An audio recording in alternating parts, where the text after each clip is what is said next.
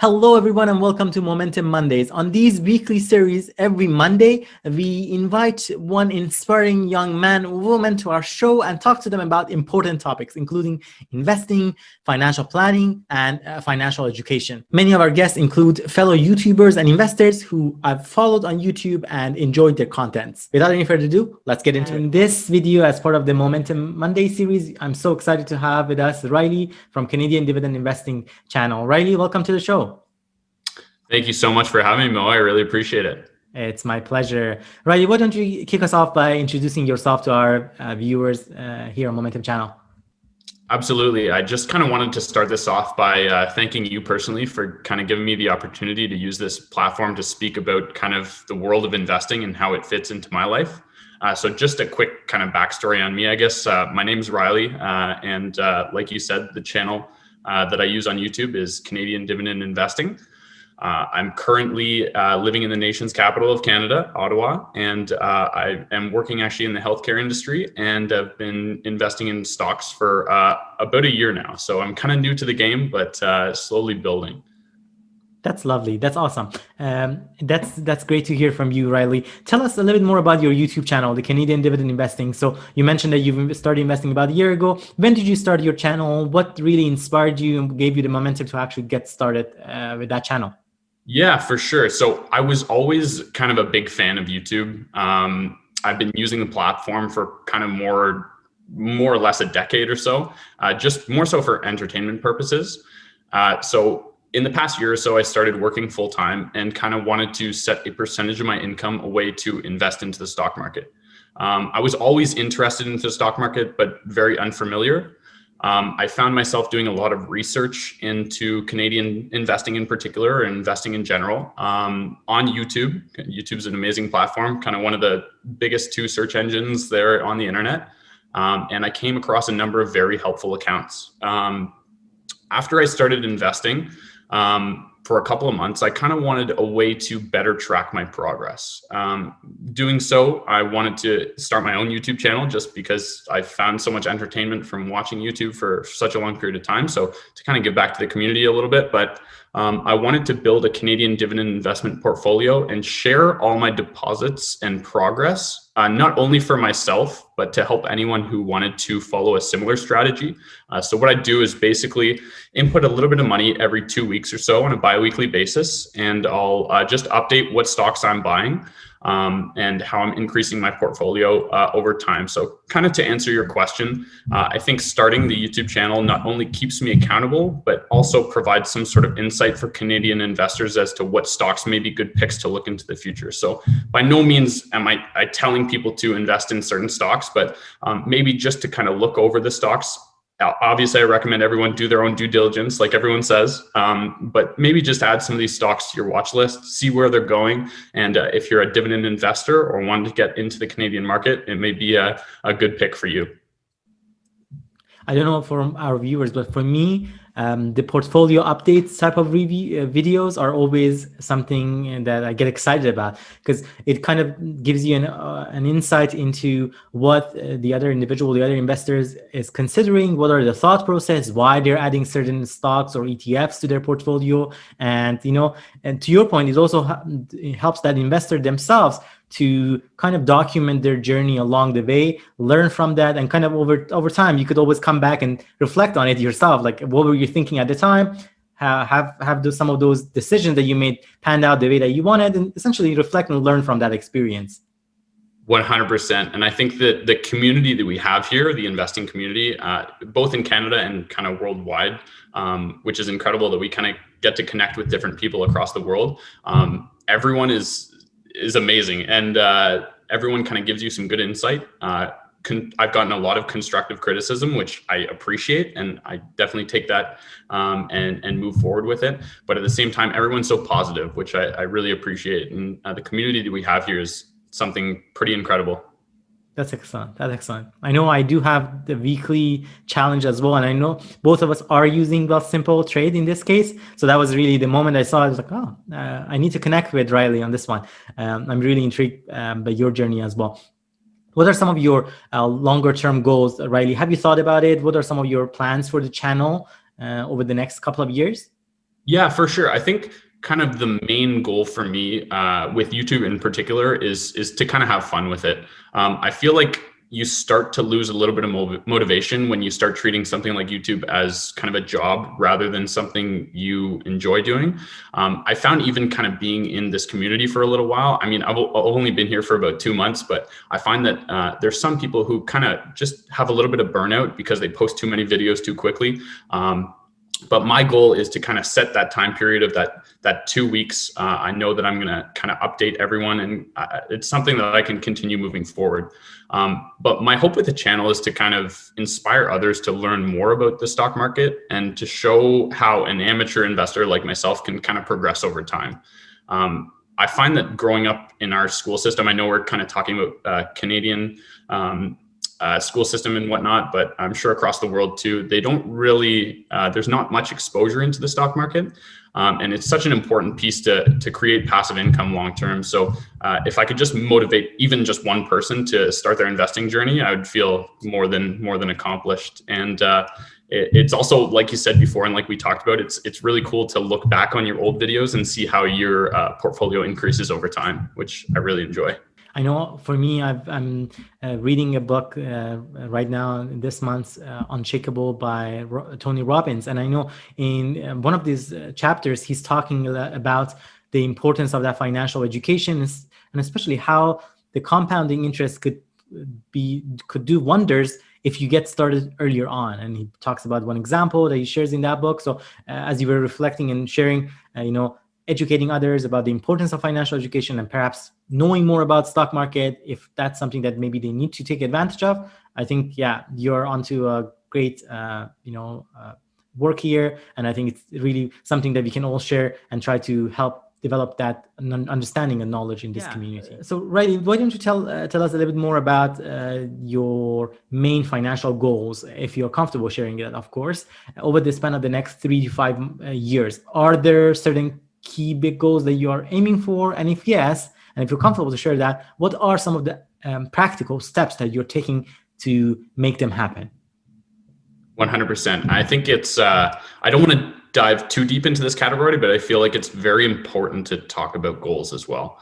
I think my 3 main goals, if I had 3 just off the top of my head, it would probably be number 1, to kind of pay off my student loan. Number 2, I'd love to max out my TFSA in the next 3 to 5 years, as well as buy my first rental property. I think those are kind of the big 3 for me personally.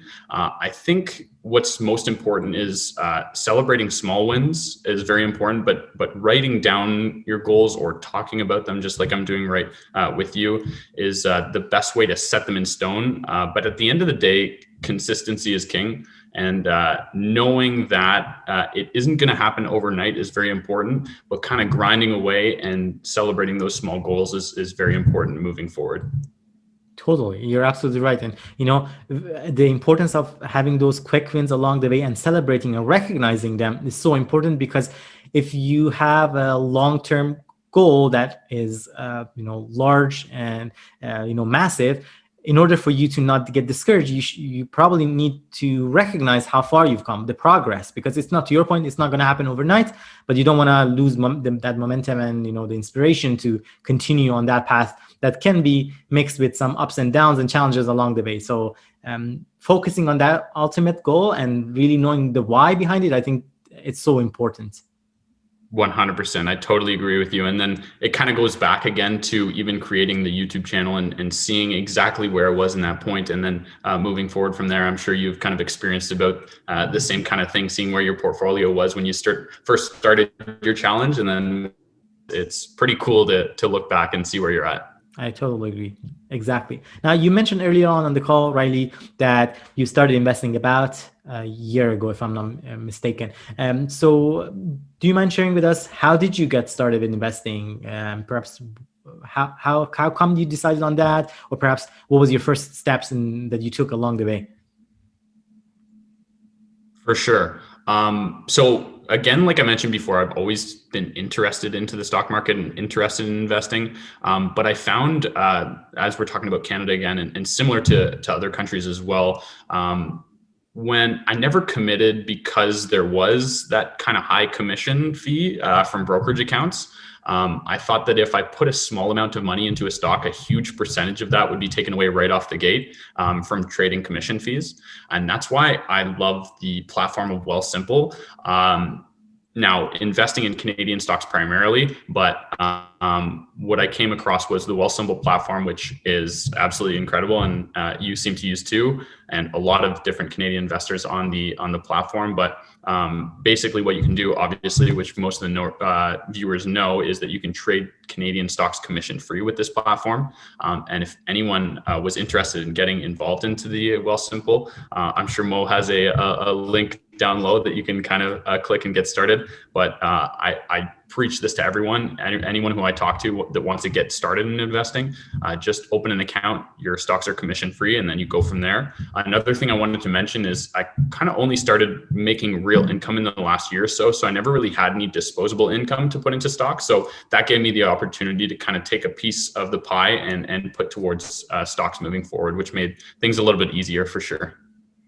That's excellent. I mean, from the sound of it, Ryley, you've started still at a fairly young age, which I think that's just amazing. For me, I know one of my perhaps reflection is that I wished I knew what I know now years ago. I started investing officially back in 2014 or so, but started very small, and only in the past several years it's really grown much more. But I think it's so important to educate yourself, and I understand once you start having some disposable income that you can actually save and potentially consider to invest. That's probably the best time. The earlier you get started, in my opinion, is going to be to your advantage. There's that famous saying that you can't time the market, but the time in the market is more important. And I truly have seen that, for me at least, pan out that way. Absolutely. I could not agree more, Mo. That's a great way to put it. And I think, just kind of looking over compounding, the earlier you start, the more you can kind of use that to your advantage.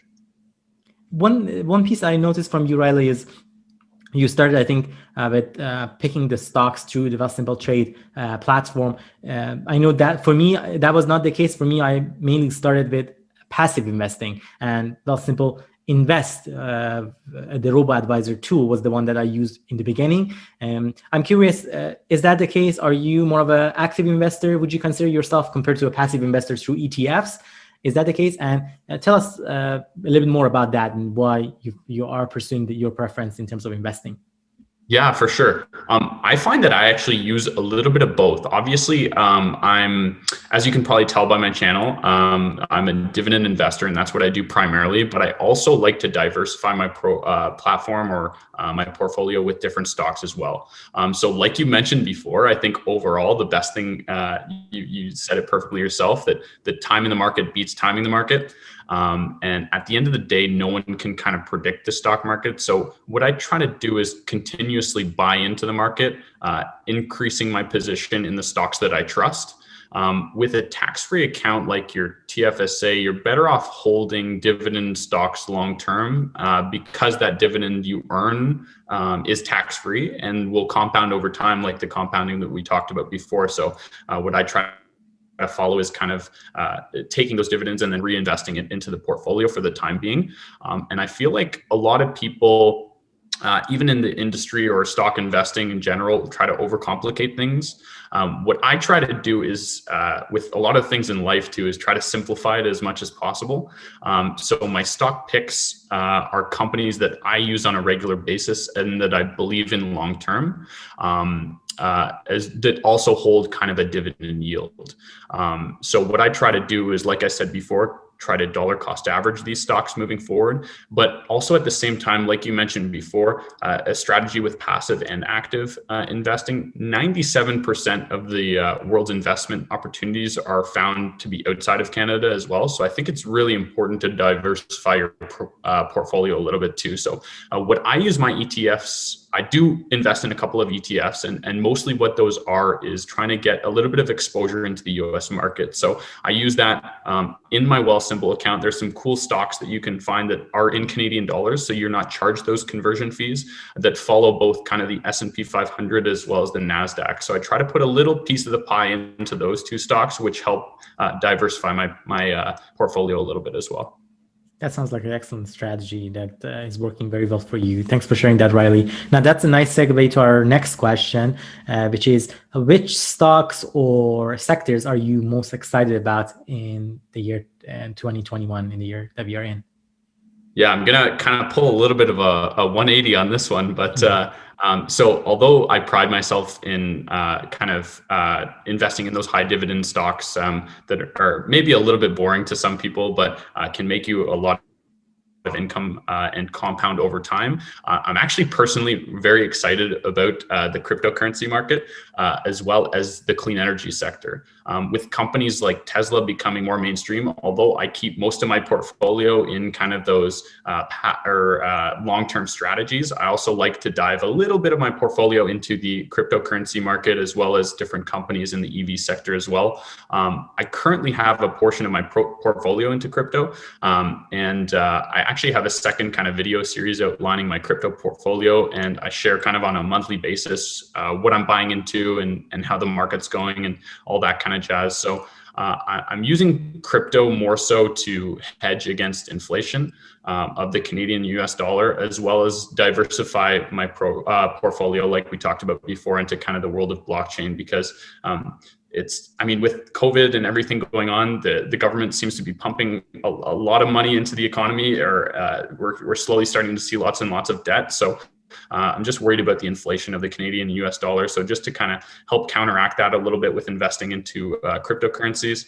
is something that I find to be beneficial. But again, everyone's a little bit different. I don't know if you personally, I know you have a little bit of money into cryptocurrency, but I would like to get your thoughts on that too. Yeah, for me, the crypto, I think, has come far in the sense that I know that there are many organizations out there, PayPal, MasterCard, and others, that are considering at least providing some sort of platforms related to crypto, whether to accept it or allow those transactions to occur. So I think that in itself tells me that crypto is being treated a little bit more seriously than what it was maybe perhaps years ago. For me, though, I still consider it as a speculative. Of course, I have a weekly challenge on that, and try to put in money here and there.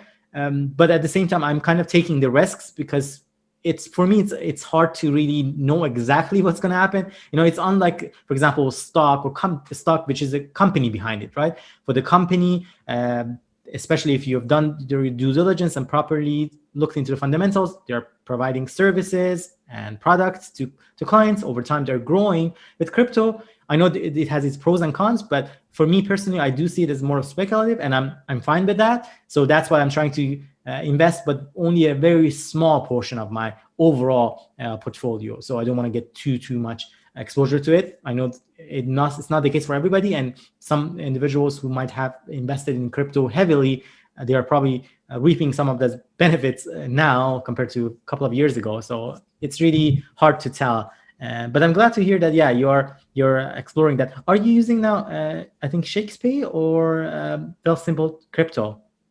Exactly. So when I started investing in crypto, I did start with the Wealthsimple Crypto because I didn't really do much research myself. And what I thought over time is, or I found, is that Shakepay actually offers the same sort of platform. So right now, I'm actually only investing in kind of the main two cryptocurrencies, so your Bitcoin and Ethereum.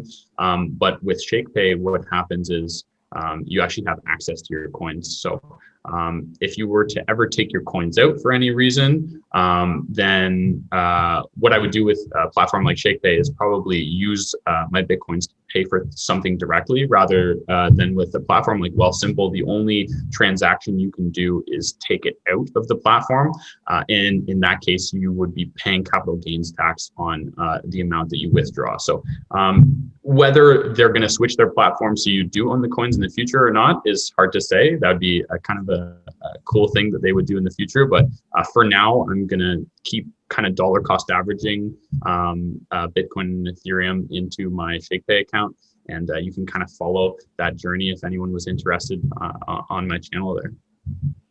Absolutely. I do encourage our viewers to check out Ryley's channel. He's already, as he talked about, his weekly, and I'm not sure if it's weekly, but you have your periodic stock portfolio updates, as well as I believe you mentioned your monthly crypto portfolio updates. And yeah, I believe I've seen you having a referral code for Shakepay. So if you're interested, I know I don't have a Shakepay account yet, but if you're interested, feel free to check Ryley's account and use the referral code, because I think it's win-win for both Ryley and yourself. Absolutely, 100%. Thank you, Mo, for that. Excellent. Ryley, tell us a little bit about any of your favorite finance or investing books or podcasts or any other resources that you have read or listened to, and why you find them as your most favorite ones. Absolutely. For sure. I think I'm sure this has been mentioned in the past, but I'll give my kind of 2 cents on it. I think the best investment book that I ever read was Rich Dad, Poor Dad. I actually try to, if I can, read it about once a year, just because I find reading these financial books over and over again, you kind of take something different out of them, which is pretty important, especially with really, really good books like that. But kind of the last time I read it, the main 3 points that I kind of took out of it, and what we've kind of been talking about today too, is that number one, to pay yourself first. I think that's kind of the most important thing, like I'm doing now. And what I would recommend everyone else do is kind of take a portion of your income and then put it towards different things, like investing in stocks or real estate or whatnot, as well as number 2 is kind of how to create some passive income using those different strategies. Number 3, which is a really important point, is it's not about how much money you make, it's about how much money you keep. And I think that's a really important thing to take forward. Is you could be making a great income, but if you're not holding any of it long term or investing in passive income strategies, then it's not going to be worth much in the future. So taking those 3 points. I also want to give a shout out. I mean, there's amazing Canadian channels as well as worldwide channels like yours, Mo, that you can learn a lot about investing. Now, specifically for the Canadian investors out there, I'd like to kind of give it a shout out. And what I got started with is a YouTube channel. His name is Canadian in a T-shirt, and he has an amazing millennial investing guide that goes over all the different platforms and different tax strategies that you can use as a Canadian millennial investor. So anyone who wanted to kind of get involved into that, I definitely recommend checking him out. But overall, what I love about the stock market and investing in general is that you can always learn more, and it's ever changing. And that's what makes it kind of so interesting to me. That's awesome. And Ryley, is there any final word of advice or thoughts that you would like to share with our viewers here on Moementum channel before we wrap up this call? Yeah, for sure. Yeah, honestly, I know kind of this is probably a time for a plug or whatever, but if I don't really have anything to plug in particular. I mean, I thank you, Mo, so much for having me on the channel. I really appreciate you taking your time out of your day. I know you're a hardworking guy, and on the lunch break right now, I really appreciate it. But I'd say for all your viewers or anyone watching, if you made it this far, if you can take one thing out of this video, I want you to kind of just take away or suffocate your excuses and do something that your future self will thank you for. And I think that's the one thing that you can take out of this video that I'll give to you for sure. Such an amazing advice. Thank you so much, Ryley, for joining this call, this episode of Moementum Mondays. I had a lot of fun talking to you and getting to know you a little better and knowing what your philosophy is behind investing in the stock market. I'm sure our viewers have also benefited from this video once it gets published. Thank you so much and have a great rest of the day. Thank you so much, Mo. Thank you so much, guys, for watching this episode of Moementum Mondays. I hope it was valuable to you and you learned something from it. If you did, please be sure to give it a thumbs up and share it with someone who might benefit from the video as well. We've added the contact link to our invited guest to the description of the video, so be sure to check them out.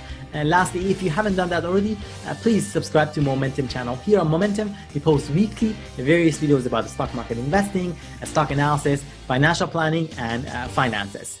Thank you, and I hope to see you next time.